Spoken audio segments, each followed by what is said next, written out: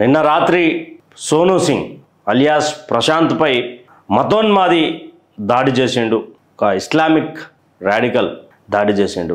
ఇక ఎందుకు దాడి చేసిన ఒక ప్రయత్నంలో భాగంగా లోపలికి పోతే సోనూ సింగ్ అలియాస్ ప్రశాంత్ గోరక్షక్, గోవులను కాపాడే ఒక అత్యున్నత సంకల్పం పూడ్చుకొని గోవులను కాపాడే ప్రయత్నంలో నిన్న బహదూర్పురాకు సంబంధించినటువంటి ఇబ్రాహీం అనే వ్యక్తి, ఎంఐఎం వ్యక్తి దాడి చేసిండు అంటూ కూడా అక్కడ ఉన్నటువంటి వ్యక్తుల ఆరోపణ.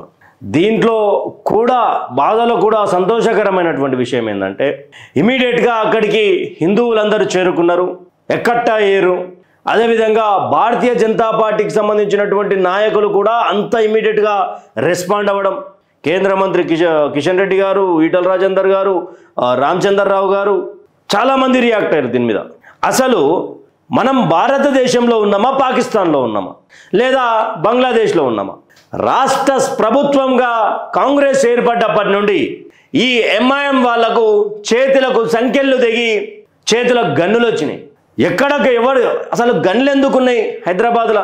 అసలు వాళ్ళ తనకు లైసెన్స్డ్ గన్లా?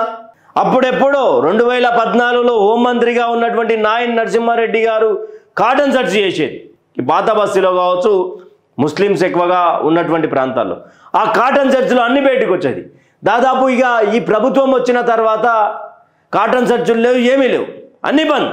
ఒక మనిషి గన్ పెట్టుకొని తిరుగుతూ ఉన్నాడు అంటే అది హిందువుల మీద దాడి చేయడానికే అని క్లియర్ ఇండికేషన్ ఇవ్వడానికే కదా. ఒక గోరక్షక్ మీద దాడికి పాల్పడ్డాడు. మరి పోలీసులు చెప్పే కథనం ప్రకారం ఫరారీలో ఉన్నాడు.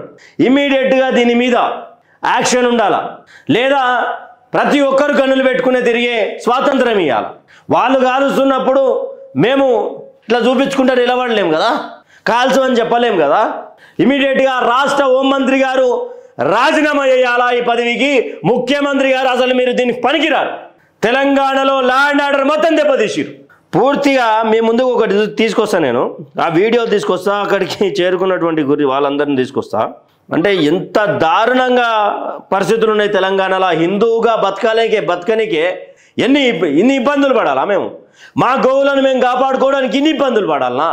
అక్రమంగా రవాణా చేస్తున్నటువంటి గోవుల మీద బండి ఆపినందుకు మీరు దాడి చేస్తారా?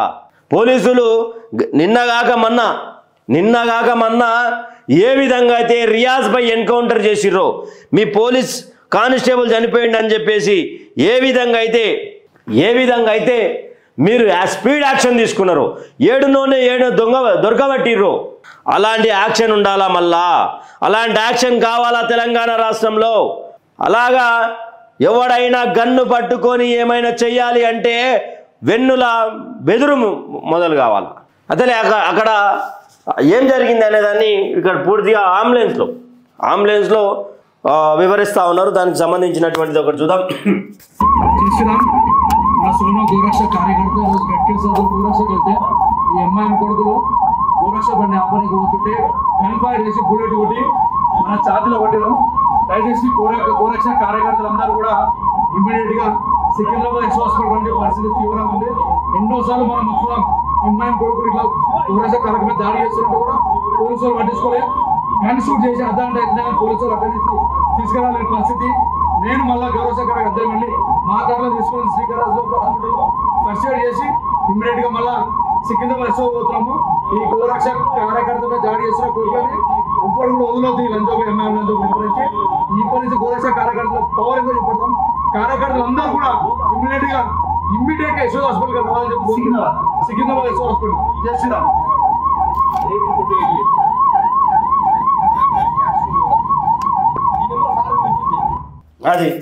అది పరిస్థితి.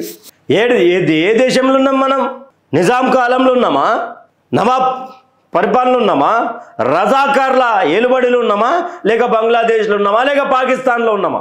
ఒక హిందూ బిడ్డ మీద గన్ ఫైరింగ్ చేసిరంటే అర్థమైంది. మానవ ఆయుధాలతోటి గన్నులు కావచ్చు, బాంబులు, ఇంకేమున్నాయో ఇమీడియట్గా తీసి ఛాతి మీద బుల్లెట్ కొట్టిండంటే ఎంత గట్స్ ఉంటే, ఇదే పోలీస్ శాఖ వాళ్ళకు భయపడి ఉంటే ఈరోజు ఈ గన్నులు తీసి ఫైరింగ్ అవుతుండేనా? ఎందుకో ఎంతో మంది రౌడీ షీటర్లు, గంజాయి బ్యాచ్ వాళ్ళు ఎవరెవరో ఉన్నటువంటి ఉత్తరప్రదేశ్ ఈరోజు క్లీన్ స్వీప్ కాలే. పోలీసులు పండబెట్టి దొక్తలే ఆడున్నటువంటి పోలీసింగ్కి ఈడున్నటువంటి పోలీసింగ్ తేడా అయింది. ఈడ కాంగ్రెస్ ఉన్నది, ఆడ యోగి బాబా ఉన్నాడు. ఈడ చంద్రాయన్ గుట్ట నుంచి యోగి బాబాకు వార్నింగ్ ఇస్తారు.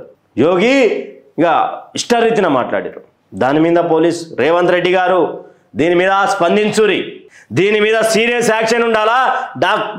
దయచేసి తెలంగాణ పోలీస్ బాస్ గారు అయినటువంటి డీజీపీ శివధర్ రెడ్డి గారిని అడుగుతా ఉన్నాం, వేడుకుంటా ఉన్నాం. దీని మీద సీరియస్ యాక్షన్ ఉండాలా. ఇమ్మీడియట్గా రియాజ్ మీద జరిగినటువంటి ఎన్కౌంటర్ ఏ విధంగా ఒళ్ళు గగురు పిడిచినట్టు లేపేసిరో ఆ విధంగా ఉండాలి. ఒక మనిషి చంపుడు అంటే మామూలు విషయం కాదు. ఈరోజు సీరియస్ క్రిటికల్ సిచ్యువేషన్లో ఉన్నది పరిస్థితి. ఈ రాష్ట్ర ప్రభుత్వం వచ్చినప్పటి నుంచి అన్నివే పంచాయతీలు. అసలు ఏం చేస్తున్నారు, ఎక్కడ పోయింది? హోంశాఖ మంత్రిగా ఉన్నటువంటి రేవంత్ రెడ్డి గారు దయచేసి గద్దె దిగిపోండి. మీతోని కాదుగా, మీరు కొంతమంది కొమ్ముగాసుడు బంద్ చేయరి. వాళ్ళ ఓట్ బ్యాంకే కావాలంటే హిందువుల ఓట్ బ్యాంక్ నాకొద్దు అని అని ముఖం మీద ఉంచురి. మీరు ఒక హిందువేగా సార్. ఈరోజు ఈయనకు రావచ్చు, రేపు ఎవరికైనా రావచ్చు. గన్నులు పెట్టుకునే తిరిగే సంస్కృతి తెలంగాణలో ఉన్నదా?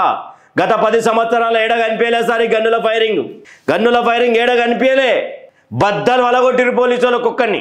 కేసీఆర్ గారి ఆదేశాల మేరకు ఆ హోంమంత్రి ప్రస్తుత మహేశ్వరం ఎమ్మెల్యే సబితా ఇంద్రారెడ్డి గారి ఆధ్వర్యంలో ఏనా కొడుకైన మహమూద్ అలీ గారి ఆధ్వర్యంలో ఏనా కొడుకైన గన్నులు పట్టుకొని హిందువు కానీ, ముస్లిం కానీ, క్రిస్టియన్ కానీ ఎవ్వడు కానీ రోడ్డు మీద రౌడీజం చేసిరే అంటే బద్దలు వలగొట్టిరు.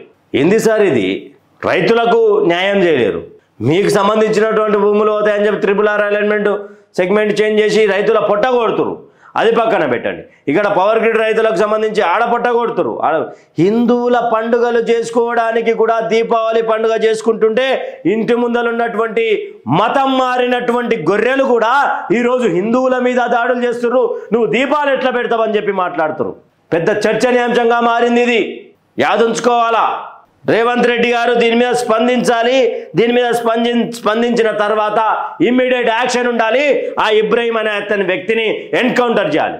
అక్కడ ఇబ్రహీం ఉన్నా ఓకే, శివ ఉన్నా ఓకే, జోసఫ్ ఉన్నా ఓకే, ఎవరైనా సరే గన్ ఫైరింగ్ చేసినటువంటి వ్యక్తులు ఉన్నారో అన్ని మతాలకు సంబంధించినటువంటి వాళ్ళు ఎవరైనా సరే ఇమ్మీడియట్ యాక్షన్ విత్ ఎన్కౌంటర్ ఉండాలా. ఎందుకు ఉండకూడదు? ఎందుకు ఈరోజు ప్రమోద్ గారి విషయంలో జరిగినటువంటి serious action Prashant alias Sonu Singh మీద జరిగింది. అదే మీరు ఇంత సీరియస్గా తీసుకుంటారా? చెప్తా ఉన్నాడు కదా, అర్ధగంట సేపు అయినా కూడా బాడీ తీసుకురాలనేటువంటి పరిస్థితి ఉంటే ఆయన కారులో కట్కేశ్వర శ్రీకర్ హాస్పిటల్ తీసుకుపోతే ఆ నుంచి కాదని సికింద్రాబాద్ యశోదకు తీసుకొచ్చారు. అంటే పోలీసు వాళ్ళు మన రీసెంట్గా ఏమన్నారు, మీరు పోలీసు వాళ్ళకి హెల్ప్ చేయాలా, ఎవరైనా హెల్ప్ చేసి ఉంటే ప్రమోద్ గారు బతుకుతున్నాను. ఎస్, మానవత్వం చచ్చిపోయింది సార్, మానవత్వం చచ్చిపోయింది. అక్కడ పోలీసులకు హెల్ప్ చేయలేదు ప్రమోద్ గారికి, ఇక్కడ సోను సింగ్ ఎవరు హెల్ప్ చేయలేదు. మా గోరక్షకులు వచ్చి ఈరోజు నా బిడ్డను యశోద హాస్పిటల్ తీసుకుపోయారు. గర్వంగా చెప్పుకుంటాం మేము, ఇలాంటి అన్నలు మాకున్నారని. అసలు పోలీసు వాళ్ళు ఆడించి కట్టుకదలకపోవడానికి కారణం ఏంటి? అసలు ఆ ఇబ్రహీం అనేటోడు ఎక్కడున్నాడు? ఎంతసేపు పట్టుకుంటారు? మీకు అవుతుంది మీ వ్యక్తి అయితేనేమో ఇంట్లో కాడికి పోయి ఇంట్లో నన్ను విచారం చేయొచ్చు, అన్నీ చేయొచ్చు. ఇక్కడ యాక్షన్ ఏం జరుగుతుందనే దాని మీద స్పందన కావాలా. గోరక్షణ చేయడం అంత ఇబ్బందికరంగా ఉంటే ఎక్కడ పోతా ఉన్నది తెలంగాణ రాష్ట్రంలో లా అండ్ ఆర్డర్? అసలు వాళ్ళ చేతిలో గన్లెట్లు వచ్చినాయి. ఈరోజు ఇక్కడ సోను సింగ్ మీద యాక్షన్, ఈ కాల్పులు జరగడం, ఇవన్నీ కూడా ఎంత బాధాకరమైనటువంటి విషయమో ఒకసారి ఆలోచించుకోరు. దయచేసి సెక్యులర్ ముసుగులు ఉన్నటువంటి వాళ్ళు బయటికి రారి. ఎందుకు ఆపిండు, చేయాల్సిన అవసరం ఏమున్నది అని చెప్పి ఈ ముసుగులో ఉండి మాట్లాడే మాటలు బంద్ చేసి ఏ రోజైనా నీ ఇంటి మీదకి దాడికి వచ్చిన రోజు ఎందుకు నేను సెక్యులర్గా ఉన్నా, బెంగాల్ ఫైల్స్ సినిమా చూడురి. ఎవరైతే అక్కడ ఉన్నటువంటి మతోన్మాదులకు బెయిల్ ఇప్పించి పైసల కోసం ఆశపడి అసలు క్లియర్గా మళ్ళీ ఆయన్నే కొట్టి చంపుతారు, నువ్వు కాఫీర్ అని. ఇంత సీరియస్ యాక్షన్ ఉంటుంది అక్కడ. దయచేసి గుర్తుపెట్టుకోవాలా రేవంత్ రెడ్డి గారు, మీరు ఈ ప్రభుత్వ పాలన చేత కాకపోతే మీరు దయచేసి బంద్ చేసుకోరు. మీరు దుకాణం బంద్ చేసి హోంమంత్రి ఒక రాజగోపాల్ రెడ్డి గారికి ఈరి అడుగుతున్నాడు కదా, హోంశాఖ రాజగోపాల్ రెడ్డి గారికి ఈరి బద్దలు వలగొట్టిస్తాడు. శ్రద్ధ కాకపోతే మీ తాను ఎందుకు సార్? లా అండ్ ఆర్డర్ని కాపాడలేనటువంటి మీకు ఎందుకు? మొన్న పోలీస్ కానిస్టేబుల్ని పోగొట్టుకున్నాం మేము, ఈరోజు ఆయనకు న్యాయం దొరికింది. మరి ప్రశాంత్ సోను సింగ్ అన్నకు ఎవరు న్యాయం చేయాలి? మీ కామెంట్ల రూపంలో చెప్పుర్రి. Thank you for watching.